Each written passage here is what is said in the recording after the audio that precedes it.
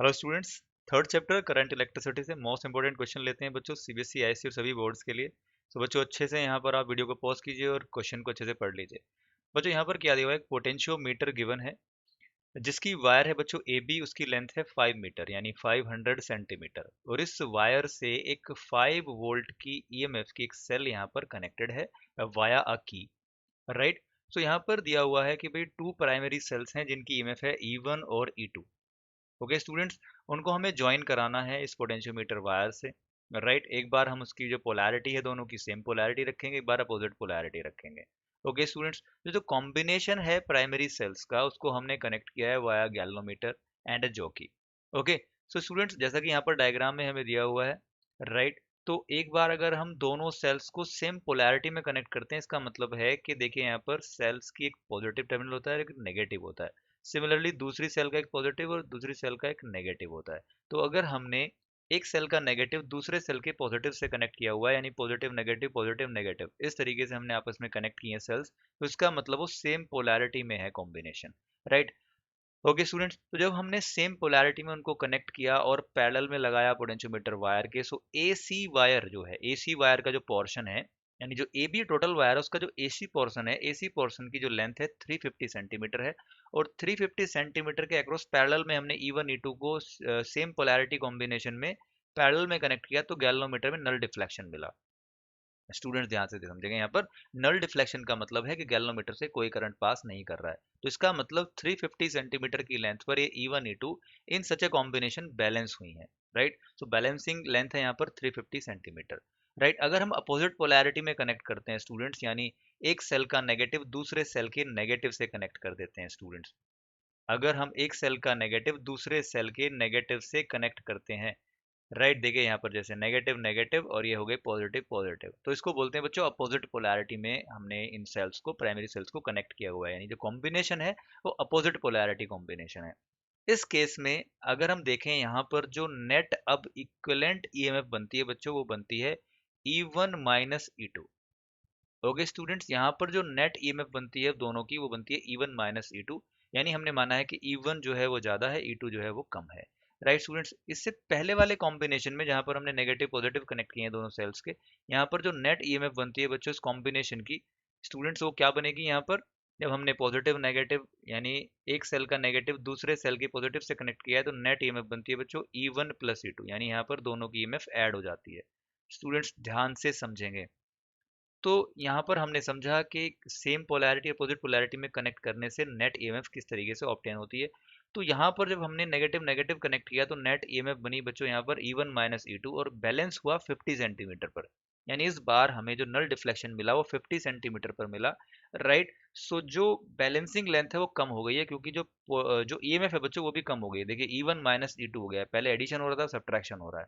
सो यहाँ पर हमें बताना है, राइट। पहले तो हमें फर्स्ट पार्ट में बच्चों सर्किट ड्रॉ ही करना है, तो सर्किट ड्रॉ कैसे करना है वो आपने देख लिया। यहाँ पर 5 वोल्ट की सेल को वाया की ए बी वायर से कनेक्ट करना है, फिर ए पॉइंट से यहाँ पर लेकर जाना है एक वायर, जो दोनों सेल्स को हम कॉम्बिनेशन में लगा के गैल्वेनोमीटर से फिर एक जॉकी में ले जाते हैं, और जो कि सी पॉइंट पे जाके टच करते हैं।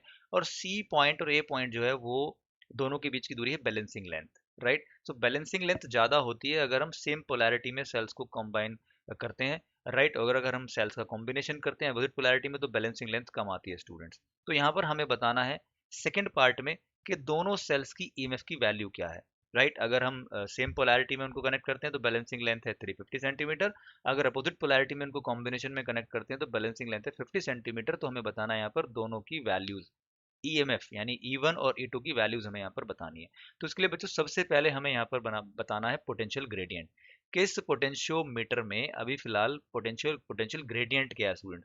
सो पोटेंशियल ग्रेडियंट क्या होता है, अगर हमें ये पता लग जाए कि ए बी वायर के अक्रॉस कितना पोटेंशियल डिफरेंस है जो यहाँ पर क्रिएट हुआ है, और हमें ए बी वायर की लेंथ पता लग जाए, तो हम पोटेंशियल डिफरेंस अपॉन लेंथ से पोटेंशियल ग्रेडियंट निकाल लेते हैं। यानी के का फॉर्मूला होता है पोटेंशियल ग्रेडियंट का V A B upon L A B, यानी potential difference across AB wire यानी VAB upon length of wire AB LAB, right students. तो यहाँ पर आप देखिए बैटरी का पॉजिटिव टर्मिनल ए पॉइंट से कनेक्टेड है और बैटरी का नेगेटिव टर्मिनल यानी सेल का नेगेटिव टर्मिनल बी पॉइंट से कनेक्टेड है। इसका मतलब AB के अक्रॉस 5 वोल्ट पोटेंशियल डिफरेंस ही क्रिएट हो गया है, राइट। सो बच्चों यहाँ पर वी ए बी की वैल्यू हो गई है 5 वोल्ट और लेंथ जो है ए बी की वो है 5 मीटर यानी 500 सेंटीमीटर। सो इस तरीके से बच्चों यहाँ पर जो हमें के की वैल्यू मिलती है वो मिलती है 1/100। स्टूडेंट्स ध्यान से समझेंगे 1/100 वोल्ट पर सेंटीमीटर, राइट। सो अगर हम इनिशियल कॉम्बिनेशन की बात करें यानी सेम पोलैरिटी की बात करें तो नेट ईएमएफ जो यहाँ पर बनता है बच्चों वो बनता है E1 प्लस E2।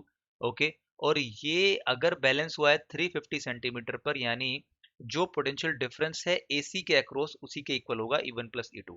सो AC जो लेंथ है यहाँ पर जितना भी पोटेंशियल डिफरेंस है वो किसके इक्वल होगा, वो होगा potential gradient into length, right. अब यहाँ पर देखिए इस वायर का पोटेंशियल ग्रेडियंट जो आया है बच्चों यहाँ पर पोटेंशियल मीटर का वो आया है 1/100 और यहाँ पर जो लेंथ है L1 वो कितनी है 350 सेंटीमीटर जब हमने सेल्स को सेम पोलैरिटी कॉम्बिनेशन में कनेक्ट किया है, राइट। सो यहाँ पर E1 प्लस E2 किसके इक्वल होगा, पोटेंशियल डिफरेंस अक्रॉस AC और वो कितना है KL1 यानी potential gradient into balancing length.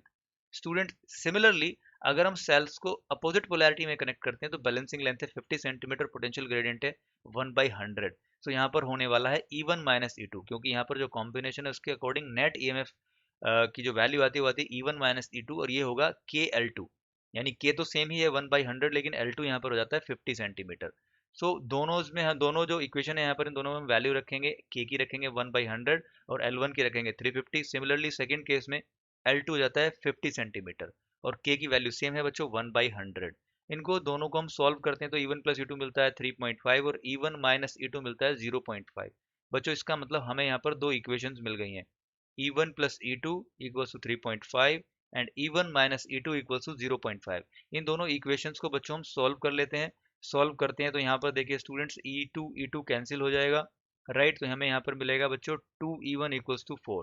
Okay students, यानी हमने इसका एडिशन किया है, दोनों इक्वेशंस का एडिशन कर लिया है तो E1 की वैल्यू हमें मिलती है स्टूडेंट्स 2 वोल्ट।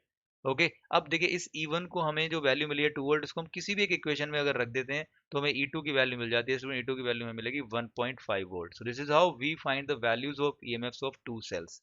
स्टूडेंट्स बहुत अच्छे से हमने यहाँ पर क्वेश्चन किया है, बहुत इंपॉर्टेंट क्वेश्चन है। E1 E2 की आपको कैसे वैल्यूज निकालनी है बैलेंसिंग लेंथ जानकर या पोटेंशियल ग्रेडियंट की वैल्यू जानकर, इस पर बेस्ड क्वेश्चन आते हैं। स्टूडेंट्स आप अच्छे से इसको रिवाइज कीजिए। मिलते हैं नेक्स्ट वीडियो में नेक्स्ट क्वेश्चन के साथ। Thanks for watching.